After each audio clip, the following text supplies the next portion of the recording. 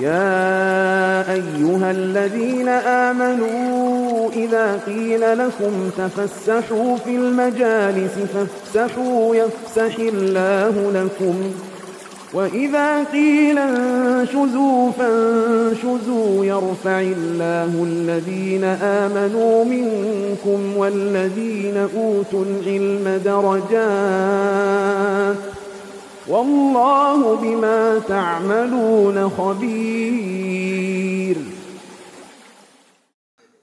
السلام عليكم ورحمة الله وبركاته. إن الحمد لله نحمده ونستعينه ونستغفره ونعوذ بالله من شرور أنفسنا ومن سيئات أعمالنا من يهده الله فلا مضل له ومن يضلل فلا هادي له. أشهد أن لا إله إلا الله وحده لا شريك له وأشهد أن محمدا عبده ورسوله. قال الله تعالى في كتابه الكريم يا أيها الذين آمنوا اتقوا الله حق تقاته ولا تموتن إلا وأنتم مسلمون.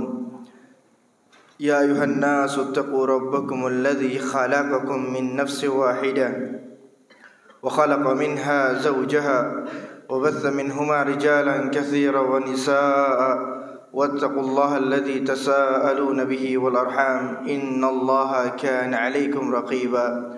يا أيها الذين آمنوا اتقوا الله وقولوا قولا سديدا يصلح لكم أعمالكم ويغفر لكم ذنوبكم ومن يطع الله ورسوله فقد فاز فوزا عظيما. أما بعد فإن أصدق الحديث كتاب الله وخير الهدي هدي محمد صلى الله عليه وسلم وشر الأمور محدثاتها فإن كل محدثة بدعة وكل بدعة ضلالة وكل ضلالة في النار. معاشر المسلمين والمسلمات رحمني ورحمكم الله جميعا. Alhamdulillah, senantiasa kita selalu bersyukur kepada Allah Azza wa Jal atas segala limpahan nikmat dan karunia yang telah Allah berikan kepada kita semuanya. Salawat berserta salam senantiasa tercurahkan kepada baginda Rasulullah sallallahu alaihi wasallam, kepada keluarga beliau, kepada sahabat-sahabat beliau, dan kepada orang-orang yang senantiasa berpegang teguh di atas sunnah Rasulullah sallallahu alaihi wasallam. Ma'asyiral muslimin wal muslimat rahimani wa rahimakumullah jami'an. Insyaallah kita akan membahas yang berkaitan dengan puasa Ramadan, karena insyaallah sebentar lagi kita akan memasuki bulan Ramadan, bulan yang diberkahi oleh Allah Azza wa Jal, bulan yang penuh dengan ampunan. Maka dari itu, sebelum memasuki bulan Ramadan, kita harus mempersiapkan diri terlebih dahulu. Ya, baik itu mempersiapkan ilmu dan juga persiapan tentang fisik dan kondisi kita, ya, jaga kesehatan sehingga ketika kita memasuki bulan Ramadan kita bisa beribadah kepada Allah dengan semaksimal mungkin dan juga bisa beramal dengan sebaik-baiknya, sehingga ketika bulan Ramadan berlalu dosa-dosa kita diampuni oleh Allah Azza wa Jalla. Amin amin ya rabbil alamin. Ma'asyiral muslimin wal muslimat rahimani wa rahimakumullah jami'an. Berkaitan dengan bulan Ramadan, ada beberapa keutamaan yang disebutkan oleh Allah Azza wa Jalla di dalam Al-Quran dan juga disebutkan oleh Nabi sallallahu alaihi wasallam di dalam hadisnya. Di antaranya yang pertama adalah bulan Ramadan adalah bulannya Al-Quran. Bulan Ramadan adalah bulannya Al-Quran, sebagaimana yang Allah firmankan di dalam surat Al-Baqarah ayat 182, ayat 185, Syahrul Ramadan alladzi unzila fihi al-Quran. Dan bulan Ramadan adalah bulan yang di dalamnya diturunkan permulaan Al-Quran. Dan juga di dalam hadis Nabi sallallahu alaihi wasallam disebutkan anna Jibril alaihi salam yalqa an-nabiy sallallahu alaihi wasallam fi kulli lailatin min Ramadan fayudarisuhu al-Quran. Sesungguhnya Jibril alaihi salam itu senantiasa bertemu dengan Rasulullah sallallahu alaihi wasallam di setiap malam di bulan Ramadan. Setiap harinya di setiap malam bulan Ramadan itu Jibril bertemu dengan Rasulullah sallallahu alaihi wasallam. Apa yang dilakukan Jibril? Fayudarisuhul Quran. Jibril membacakan Al-Quran kepada Nabi sallallahu alaihi wasallam. Maka dalil di atas menyebutkan bahwasanya membaca Al-Quran di bulan Ramadan memiliki keistimewaan yang luar biasa. Bahkan diriwayatkan bahwasanya Imam Asy-Syafi'i rahimahullah taala itu ketika memasuki bulan Ramadan beliau menghatamkan Al-Quran 60 kali di dalam satu bulan. Subhanallah. Artinya apa? Satu hari bisa menghatamkan 2 kali. Subhanallah. Maka dari itu banyak sekali para ulama mereka sangat-sangat menganjurkan untuk memperbanyak membaca Al-Quran di bulan Ramadan ini. Kita fokuskan untuk memperbanyak membaca Al-Quran di bulan Ramadan. Kemudian yang selanjutnya, yang kedua, bulan Ramadan adalah bulan yang di dalamnya terdapat Lailatul Qadar. Bulan Ramadan adalah bulan yang di dalamnya terdapat Lailatul Qadar. Allah Azza wa Jalla berfirman di dalam surat Al-Qadar ayat 1 sampai 3, Inna anzalnahu fi lailatul qadar wama adraka ma lailatul qadar lailatul qadri khairum min alfi syahr. Kata Allah Azza wa Jalla, sesungguhnya kami menurunkannya, yaitu menurunkan Al-Quran pada malam Lailatul Qadar. Dan tahukah kamu apa Lailatul Qadar itu? Sesungguhnya Lailatul Qadar adalah malam yang lebih baik daripada 1000 bulan. Maka malam Lailatul Qadar ini adalah malam yang lebih baik daripada 1000 bulan. Sebagian riwayat dalam hadis Nabi sallallahu alaihi wasallam itu malam Lailatul Qadar itu terjadi di malam 23. Sebagian riwayat yang lagi mengatakan 25. Sebagian lagi mengatakan di malam 27. Sebagian lagi mengatakan di 29. Mana yang paling benar? Ibnul Qayyim rahimahullah ta'ala menyebutkan bahwasanya malam Lailatul Qadar itu terjadi di malam-malam ganjil dan setiap tahunnya itu berpindah-pindah. Artinya di tahun kemarin mungkin di malam 27, di tahun sekarang mungkin di malam 29, atau di tahun berikutnya bisa terjadi di malam 23. Tapi yang jelas malam Lailatul Qadar itu terjadi di malam-malam yang ganjil. Maka dari itu Nabi SAW ketika memasuki 10 hari terakhir bulan Ramadan, beliau benar-benar bersungguh-sungguh di dalam beribadah kepada Allah Azza wa Jalla. Kemudian yang selanjutnya, keutamaan yang ketiga berkaitan dengan bulan Ramadan. Bulan Ramadan adalah bulan yang diberkahi oleh Allah Azza wa Jalla. Ya, Nabi SAW menyebutkan dalam sebuah hadis, qad ja'akum Ramadan syahrun mubarak. Telah datang kepada kalian bulan Ramadan, bulan yang diberkahi oleh Allah Azza wa Jalla. Kemudian juga bulan Ramadan adalah bulan pintu-pintu surga dibuka dan pintu-pintu neraka ditutup oleh Allah Azza wa Jalla. Di bulan Ramadan pintu-pintu surga akan dibuka oleh Allah dan pintu-pintu neraka akan ditutup oleh Allah Azza wa Jalla. Rasulullah sallallahu alaihi wasallam bersabda dalam sebuah hadis, "Idza jaa Ramadan futihat abwabul jannah wa ghulliqat abwabun nar wa suffidatis syayatin."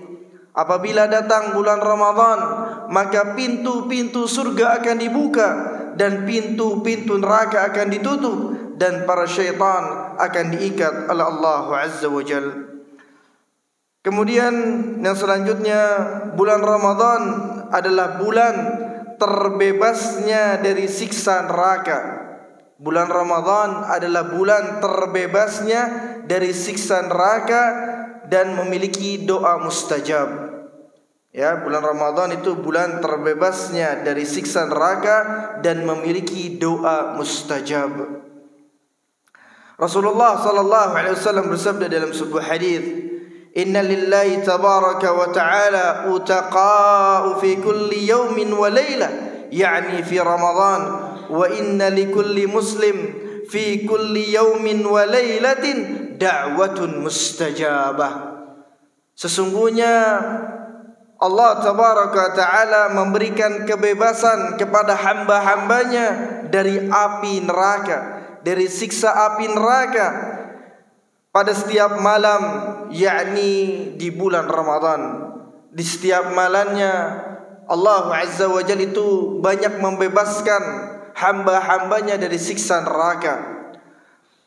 Kemudian setiap muslim pada waktu siang dan malam memiliki doa yang mustajab.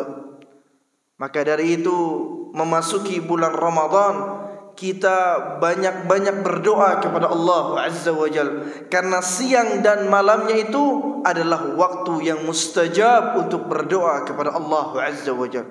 Jadi bukan hanya kita fokus doanya hanya ketika menjelang berbuka saja, tapi mau siang, mau pagi, mau malam, semuanya adalah waktu yang mustajab untuk berdoa kepada Allah Azza wa Jalla. Kemudian ma'asyiral muslimin wal muslimat rahimani wa rahimakumullah jami'an. Kemudian bulan Ramadan juga merupakan bulan ampunan. Bulan Ramadan adalah bulannya ampunan. Nabi sallallahu alaihi wasallam bersabda, "As-salawatul khams wal jum'atu ilal jum'ah wa ramadan ila ramadan mukaffiratun ma bainahunna idza ijtunibal kaba'ir."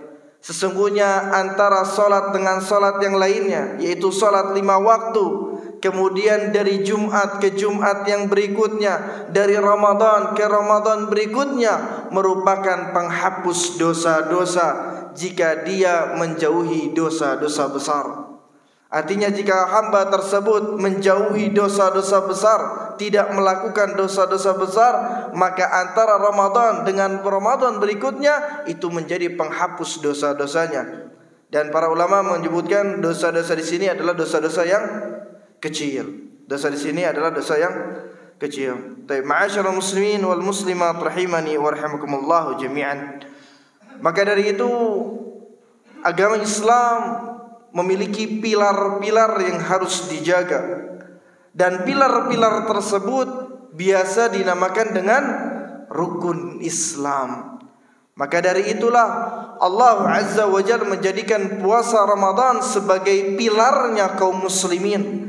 Allah jadikan puasa di bulan Ramadan sebagai rukun Islam.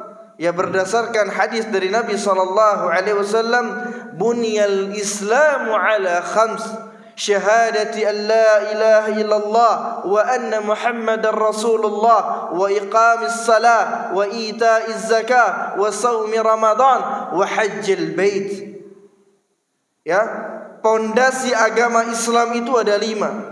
Yang pertama apa?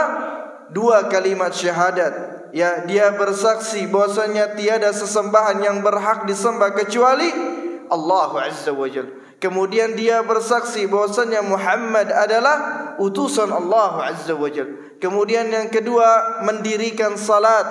Kemudian yang ketiga membayar zakat. Yang keempat berpuasa di bulan Ramadan. Kemudian yang kelima adalah pergi haji. Di hadis yang lain juga disebutkan dalam hadis Jibril, hadis yang sangat panjang, ketika Jibril alaihissalam ya berubah wujudnya menjadi sosok manusia, ya, dengan rambut yang hitam, dengan baju yang putih. Kemudian Jibril mendatangi Rasulullah sallallahu alaihi wasallam, fa asnada rukbatayhi ila rukbatayhi. Jibril mendekatkan lututnya dengan lututnya Rasulullah sallallahu alaihi wasallam. Kemudian Jibril bertanya, "Ma huwal Islam?" Apa itu Islam? Kemudian Nabi SAW mengatakan apa? Al-Islam an tashhada an la ilaha illallah wa anna Muhammadar Rasulullah wa tuqima as-salah wa tu'tiya az-zakah wa tasuma Ramadan wa tahujjal bait in istata'ta ilaihi sabila.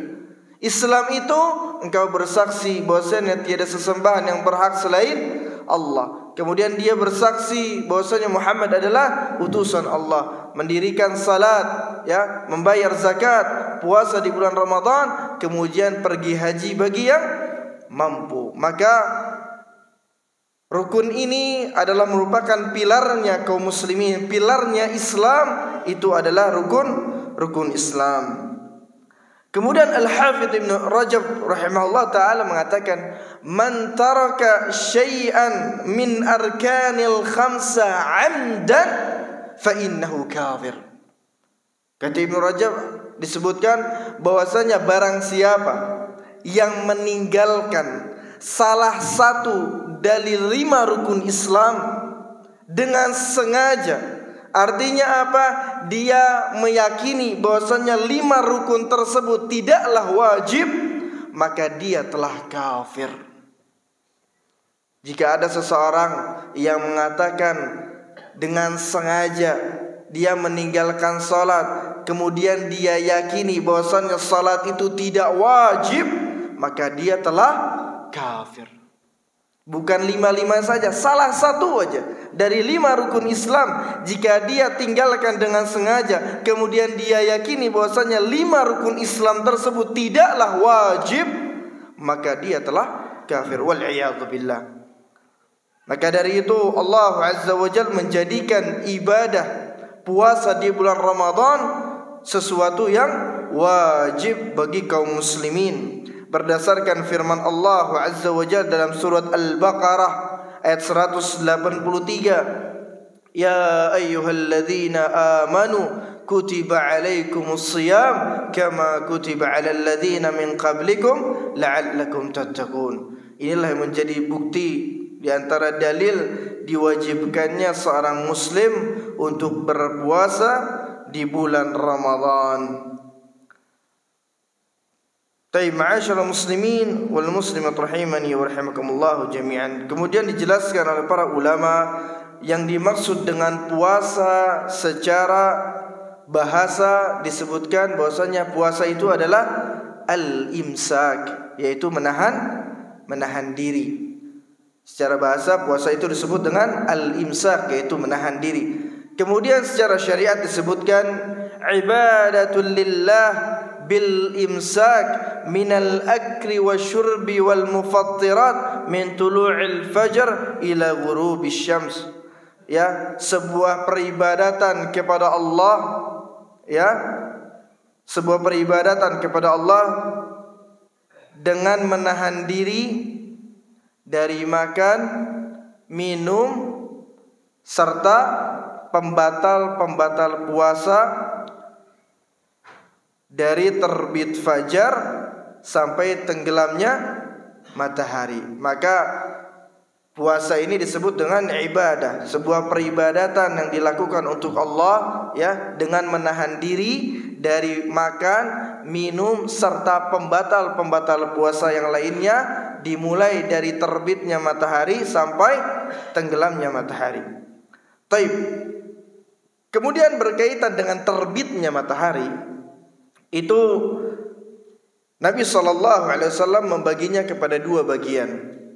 Ya, al-fajru fajran, waktu fajar itu ada 2 kata Nabi SAW. Fa amal fajr alladhi yakunu kadhanabi sarhan fala tahillu as-salah fihi wa la yuhramu at-ta'am wa amma alladhi yadhhabu mustatilan fil ufuq fa innahu yahillu as-salah wa yahrimu at-ta'am. Ya, fajar itu, waktu fajar itu ada 2. Ada yang disebut dengan fajar kadzib, fajar dusta. Ada yang kedua disebut dengan fajar shadiq atau fajar yang benar. Fa amma al-fajr alladhi yakunu kadhan bis-sarhan fala tahillu as-salah fihi wa la yahrumu at-ta'am. Adapun fajar yang pertama yang seperti buntut serigala, artinya cahayanya ini ke atas. Kalau ke atas itu horizontal atau vertikal? Kalau cahayanya ke atas vertikal, maka ini disebut fajar kadzib, fajar yang bohong. Artinya apa? Dia dihalalkan untuk makan, artinya makan sahur, tapi diharamkan untuk sholat. Kenapa? Karena belum masuk waktu sholat subuh. Ya, dia dihalalkan untuk makan dan dia diharamkan untuk sholat. Artinya dia dihalalkan, masih boleh untuk makan sahur, dan dia diharamkan untuk sholat karena belum masuk waktu sholat subuh. Ini fajar kadzib. Kemudian fajar yang kedua itu disebut dengan fajar shadiq, yaitu wa ammal ladzi yadhhabu mustatilan fil ufuq. Adapun cahaya yang lurus membentang di ufuk, maka di saat itulah dihalalkan salat dan diharamkannya makan. Artinya sudah masuk waktu salat subuh dan berakhirnya makan sahur.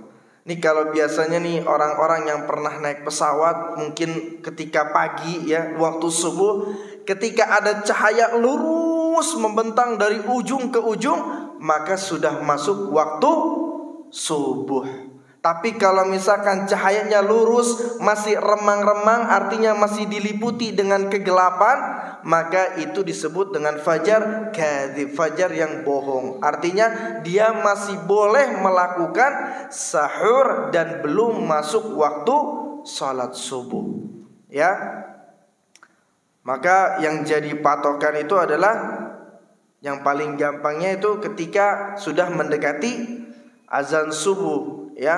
Jadi kalau misalkan ada orang mengatakan imsak itu menjadi patokan dia berhenti untuk sahur, maka ini kurang tepat, ya. Yang menjadi patokannya itu adalah fajar yang kedua, atau bisa ditandakan dengan azan atau masuknya waktu subuh. Taib. Kemudian yang berkaitan dengan rukun puasa. Nah, kita juga harus tahu apa yang dimaksud dengan rukun, karena di dalam kita bersyahadat itu ada rukunnya, di dalam sholat ada rukunnya, di dalam zakat ada rukunnya, di dalam puasa ada rukunnya, di dalam haji juga ada rukunnya. Apa yang dimaksud dengan rukun? Rukun adalah sesuatu yang harus ada atau wajib dikerjakan di dalam sebuah amalan. Jika tidak, maka amalan tersebut tidak sah. Rukun adalah sesuatu yang harus ada atau wajib dikerjakan di dalam sebuah amalan. Jika tidak, artinya rukun tersebut tidak dilakukan, maka amalan tersebut menjadi tidak sah. Ya, maka di antara rukun puasa disebutkan oleh para ulama itu ada dua, di antaranya menahan diri dari pembatal-pembatal puasa. Kemudian yang kedua, masuknya waktu berpuasa.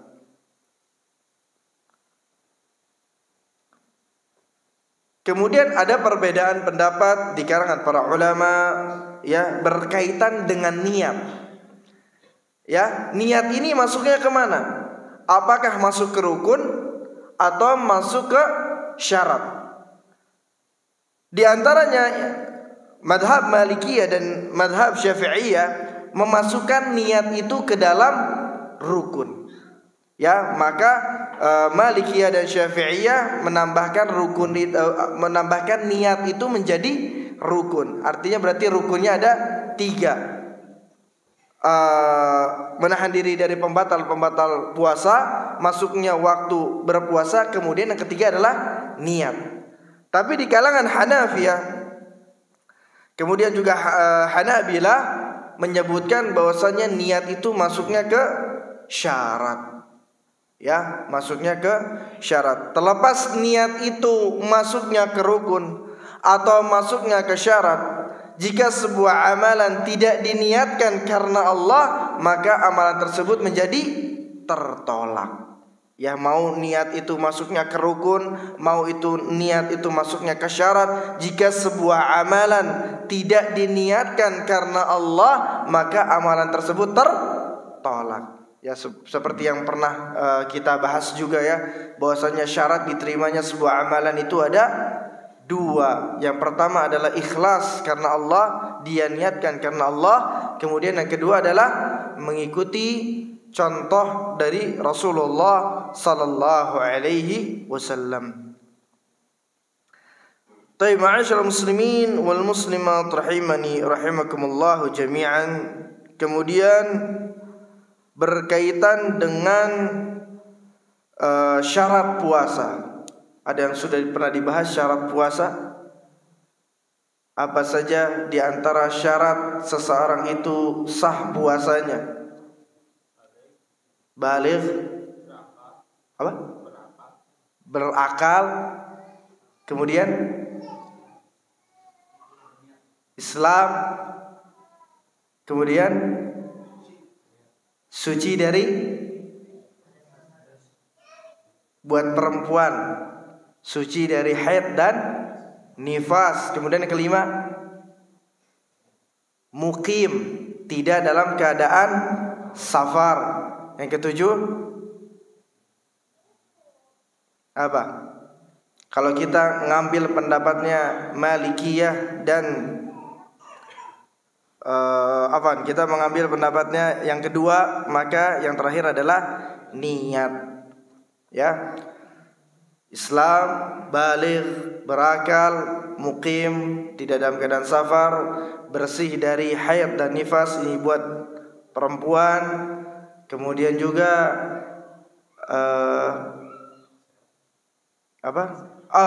tambah lagi satu lagi, mampu. Ya, orang yang mampu untuk berpuasa. Ya, orang yang mampu untuk berpuasa. Taib, kalau misalkan dan di antara orang-orang yang boleh untuk tidak berpuasa, ya, siapa di antaranya? Yang pertama adalah orang yang sakit.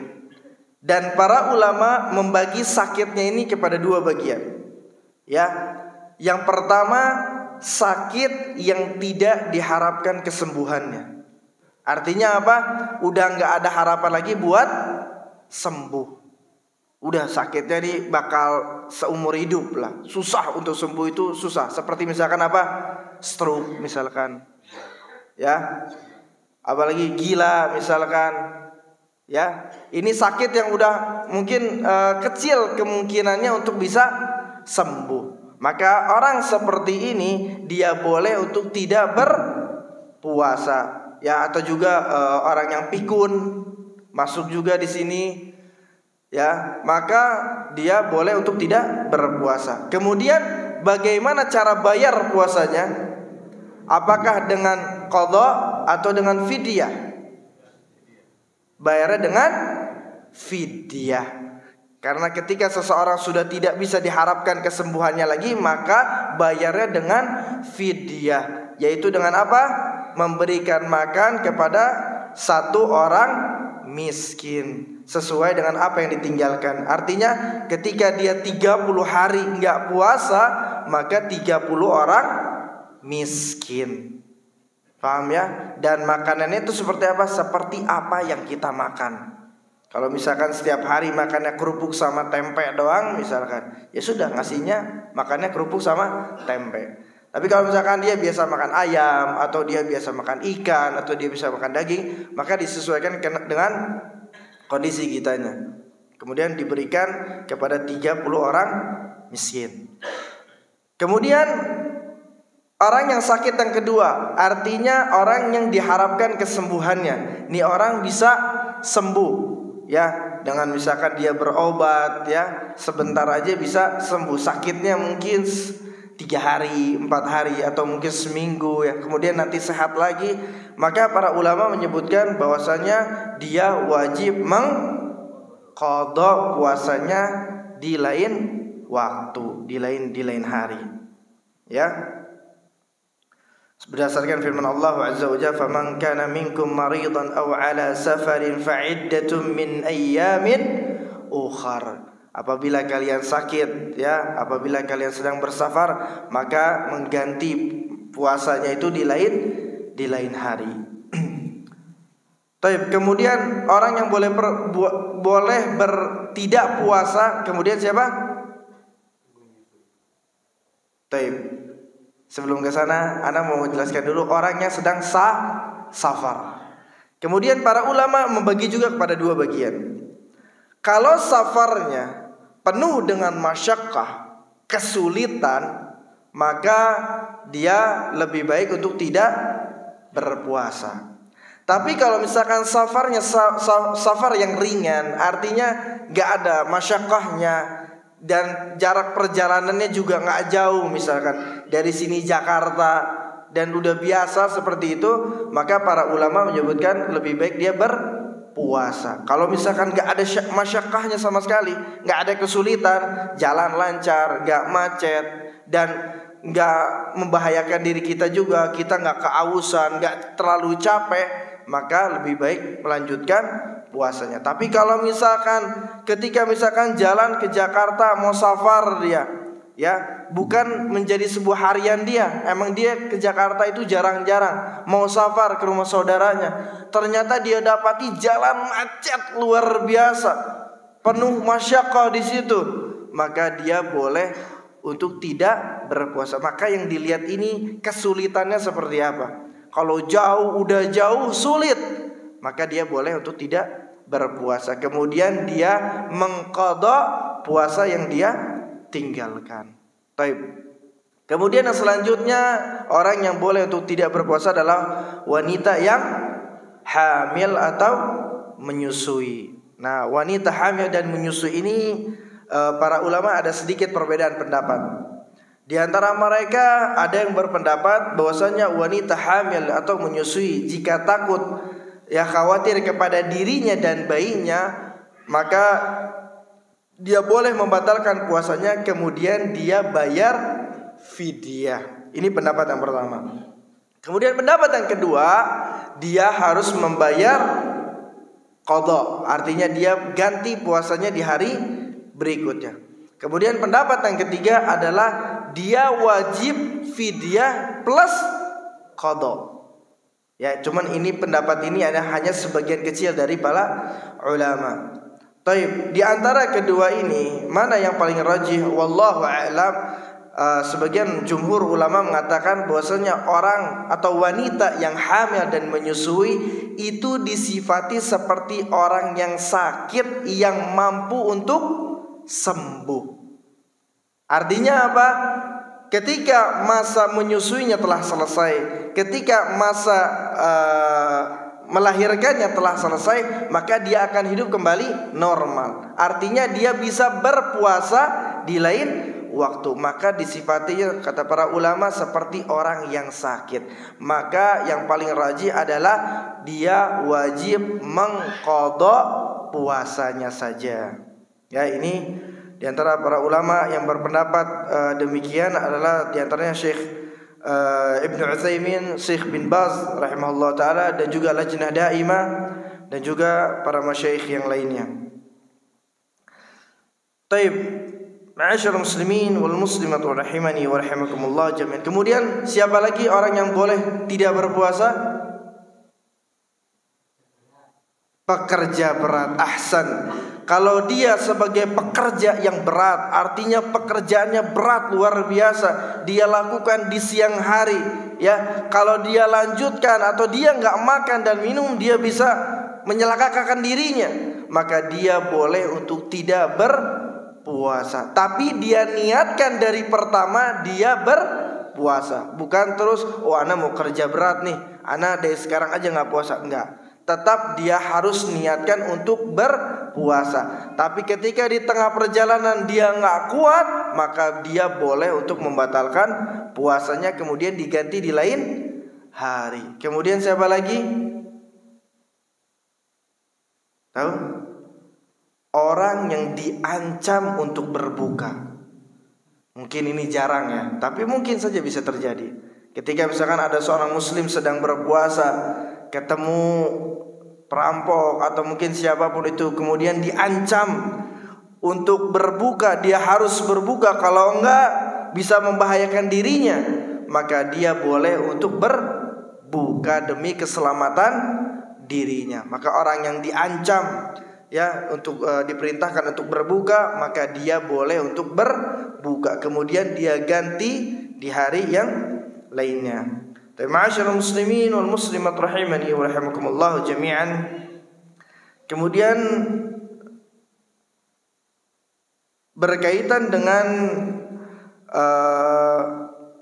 kapan waktu kita memulai berpuasa di bulan Ramadan. Ya, Allah Azza wa Jalla berfirman di dalam surat Al-Baqarah ayat 185, "Faman syahida minkumus syahra falyasum." Barang siapa di antara kamu yang melihat di negerinya sendiri bulan atau hilal, maka hendaklah dia berpuasa. Maka di hadis yang lain juga Rasulullah sallallahu alaihi wasallam bersabda, "La tasumu hatta tarawi hilal wa la tuftiru hatta taraw fa in ughmiya 'alaikum faqdirulah." Berpuasalah, janganlah kalian berpuasa sampai kalian melihat hilal bulan Ramadan, dan janganlah kalian berbuka, artinya tidak berpuasa, yaitu ketika masuk bulan Syawal. Jika awan menyelimuti kalian, maka perkirakanlah untuknya. Di hadis yang lain, jika awan menyelimuti kalian, maka genapkanlah menjadi 30. Maka para ulama semuanya sepakat bahwasanya penentuan masuknya tanggal 1 Ramadan mulai kita berpuasa, dan juga akhir Ramadan masuknya 1 Syawal, itu ditentukan dengan ru'yatul hilal. Semua para ulama sepakat bahwasanya hilal itu harus dilihat. Adapun yang berkaitan dengan hisab, metode hisab, itu tidak ada dalilnya dari Nabi SAW. Nabi tidak mengajarkan yang namanya metode hisab. Nabi hanya mengajarkan metode ru'yatul hilal, yaitu melihat hilal.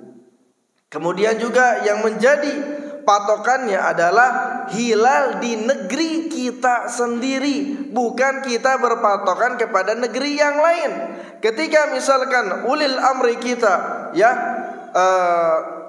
atau pemimpin kita, misalkan dari menteri agama, sudah menetapkan misalkan 1 Ramadan jatuh pada tanggal 1 Maret misalkan, ya, maka kita wajib untuk berpuasa sebagaimana kaum muslimin semuanya berpuasa. Artinya kita mengikuti apa yang dikatakan oleh ulil amr.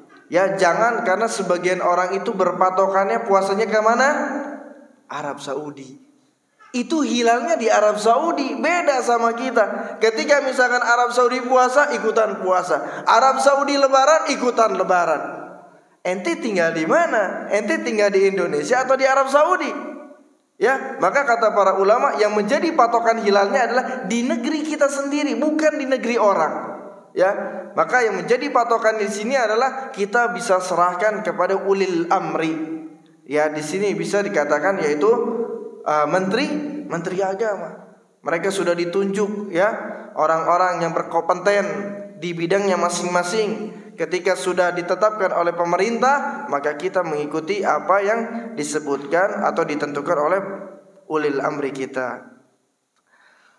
Baik, ma'asyiral muslimin wal muslimat rahimani wa rahimakumullah jami'an. Kemudian juga berkaitan dengan sunnah-sunnah puasa. Ya, berkaitan dengan sunnah-sunnah puasa.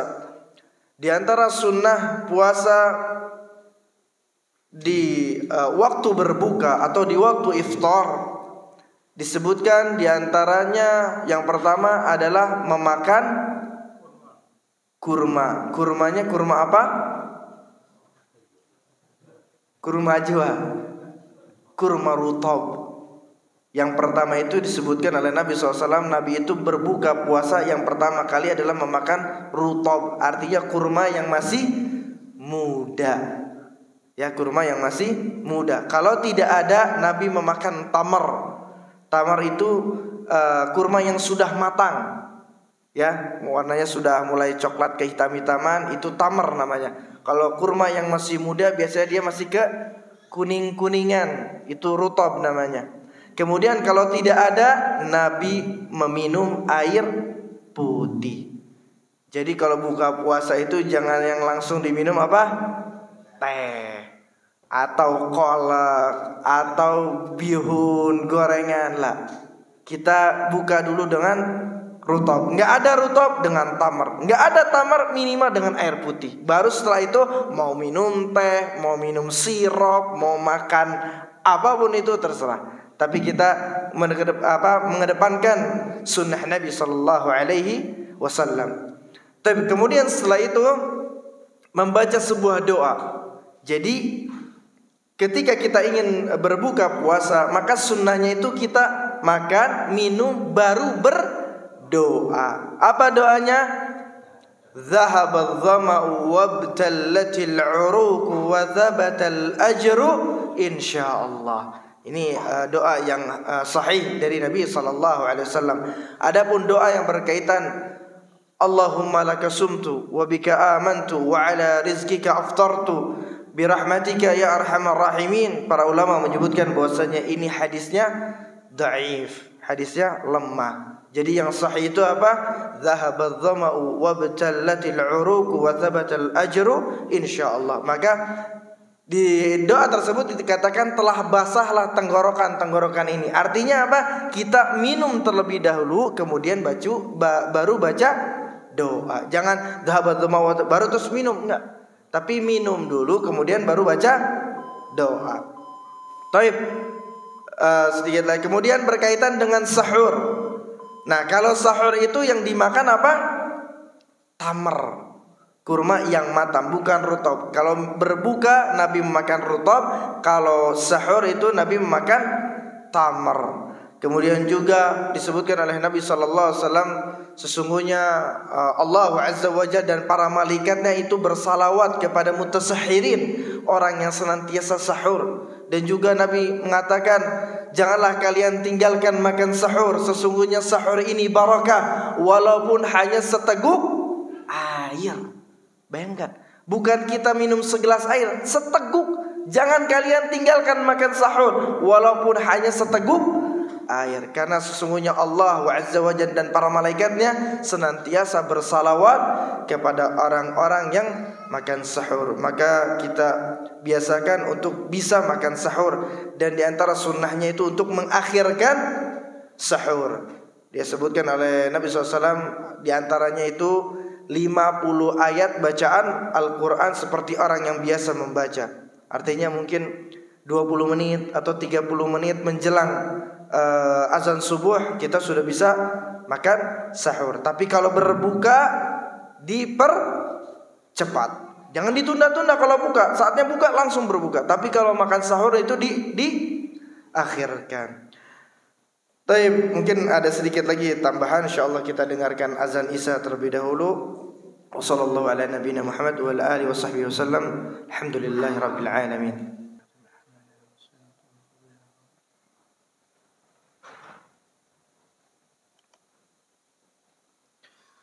Alhamdulillah wassalatu wassalamu ala Rasulillah wa ala alihi wa sahbihi wa mawalah wa la hawla wa la quwwata illa billah. Amma ba'd. Ma'asyiral muslimin wal muslimat rahimani wa rahimakumullah jami'an. Sebagai penutupan kita akan membacakan di antara keutamaan berpuasa. Ya, di antara keutamaan berpuasa yang disebutkan di dalam Al-Qur'an dan juga sunnah Nabi sallallahu alaihi wasallam. Agar kita bisa termotivasi untuk berusaha berpuasa dengan sebaik-baiknya. Karena kita akan sebutkan beberapa di antara keutamaan kita berpuasa. Yang pertama adalah untuk menjadi orang yang bertakwa. Untuk menjadi orang yang bertakwa. Sebagaimana firman Allah Azza wa Jalla, Ya ayyuhalladzina amanu kutiba alaikumus shiyam kama kutiba alal ladzina min qablikum la'allakum tattaqun. Wahai orang-orang yang beriman, telah diwajibkan atas kalian berpuasa sebagaimana telah diwajibkan kepada orang-orang sebelum kalian, agar kalian menjadi orang yang bertakwa. Maka di antara keutamaan seseorang berpuasa itu untuk menjadi orang yang bertakwa. Kemudian yang kedua, yaitu sebagai penghapus dosa. Ya, sebagai penghapus dosa. Di dalam hadis Rasulullah sallallahu alaihi wasallam bersabda, "Man shama Ramadhana imanan wa ihtisaba, ghufira lahu ma taqaddama min dhanbihi." Barang siapa yang berpuasa di bulan Ramadan penuh keimanan dan mengharapkan pahala dari Allah, maka dosa-dosa yang lalu akan diampuni oleh Allah Azza wa Jalla. Kemudian yang ketiga, mendapatkan dua kebahagiaan. Mendapatkan dua kebahagiaan. Masya Allah, ini kebahagiaan baik di dunia maupun di akhirat. Dan kebahagiaan yang kedua inilah yang senantiasa kita harapkan. Yang mudah-mudahan kita semua mendapatkan kebahagiaan ini dari Allah Azza wa Jalla atas puasa yang kita lakukan. Nabi SAW mengatakan dalam sebuah hadis, "Lis-shaimi farhatun 'inda fitri wa farhatun 'inda liqa'i rabbih." Subhanallah. Bagi orang yang berpuasa itu mendapatkan dua kebahagiaan. Kebahagiaan pertama di saat dia berbuka puasa, ya, ketika seseorang sudah dari pagi menahan lapar luar biasa, ketika waktu berbuka senang nggak? Senang luar biasa. Ya, kadang ada suara tak tak tak, waduh, senangnya udah luar biasa. Waktunya berbuka nih, atau nggak muazin baru strek, suaranya sudah kedengaran, subhanallah, kita senang luar biasa karena waktunya berbuka. Kemudian ada kebahagiaan yang jauh lebih besar lagi dari itu. Ya, sebuah kebahagiaan yang tidak bisa kita nilai. Apa itu? Kebahagiaan di saat bertemu dengan Allah Azza wa Jalla. Subhanallah. Orang yang berpuasa dapat kebahagiaan ini. Dia akan bertemu dengan Allah Azza wa Jalla. Kebahagiaan yang sangat luar biasa. Kemudian yang keempat adalah mendapat jaminan surga. Orang yang berpuasa itu mendapat jaminan surga. Rasulullah sallallahu alaihi wasallam mengatakan dalam sebuah hadis, "Fil jannati thamaniyati abwab, fiha babun yusamma ar-rayyan, la yadkhuluhu illa as-shaimun." Di surga itu ada berapa pintu? Ada 8 pintu surga. Di antaranya ada yang disebut dengan pintu Ar-Rayyan. Kata Nabi SAW, la yadkhuluhu illa as-shaimun. Tidak ada yang memasuki pintu tersebut kecuali siapa? Orang-orang yang berpuasa.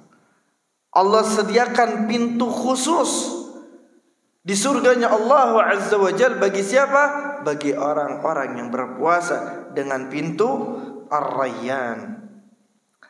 Kemudian yang kelima, bahwasanya puasa adalah amalan yang dikhususkan langsung untuk Allah Azza wa Jalla. Ya, meskipun ibadah-ibadahnya yang kita lakukan itu untuk Allah Azza wa Jalla, tapi ibadah puasa Allah sendiri yang mengkhususkannya untuk dirinya, dan Allah sendirilah nantinya akan membalasnya langsung. Rasulullah sallallahu alaihi wasallam mengatakan dalam hadis qudsi, artinya dari Allah Azza wa Jalla, Allah Azza wa Jalla berfirman, "Kullu amali ibni Adam lah illa shaum fa innahu li wa ana ajzi bih." Kata Allah Azza wa Jalla, sesungguhnya amalan anak Adam itu seluruhnya untuk dirinya. Artinya kembali kepada dirinya, kecuali puasa. Sesungguhnya puasa tersebut untukku, dan aku sendirilah yang langsung akan membalasnya. Maka ibadah puasa ini menjadi kekhususan untuk Allah Azza wa Jalla. Kemudian yang terakhir adalah bahwasanya ibadah puasa itu akan dijauhkan dari api neraka. Seseorang yang berpuasa akan dijauhkan dari api neraka. Rasulullah sallallahu alaihi wasallam bersabda dalam sebuah hadis, "Ma min 'abdin yasumu yawman fi sabilillah illa ba'ada Allah bidzalika wajhahu 'anil nar 70 kharifa." Kata Nabi sallallahu alaihi wasallam, tidaklah seseorang itu berpuasa satu hari di jalan Allah, dia ikhlaskan, dia niatkan untuk Allah. Bayangkan cuma satu hari berpuasa di jalan Allah, apa yang ia dapatkan? Maka Allah akan jauhkan wajahnya dari api neraka disebabkan puasa yang dia lakukan sebanyak atau sejauh 70 tahun. Subhanallah, hanya satu hari puasa karena Allah. Dia ikhlaskan, dia niatkan karena Allah, maka wajahnya akan dijauhkan dari api neraka. Dia tidak akan tersentuh dari api neraka. Taib, itulah diantara yang bisa kita sampaikan. Mudah-mudahan bekal ini bisa menambah semangat kita untuk berpuasa di bulan Ramadan, untuk beribadah bersungguh-sungguh di bulan Ramadan. Dan semoga Allah Azza wa Jalla memberikan umur yang panjang kepada kita, memberikan kesehatan kepada kita, agar kita bisa bertemu dengan bulan Ramadan dan beribadah di bulan Ramadan dengan sebaik-baiknya. Amin amin ya rabbal alamin. Kita tutup dengan doa kafaratul majlis. Subhanakallahumma wa bihamdik asyhadu an la ilaha illa anta astaghfiruka wa atubu ilaik. Assalamualaikum warahmatullahi wabarakatuh.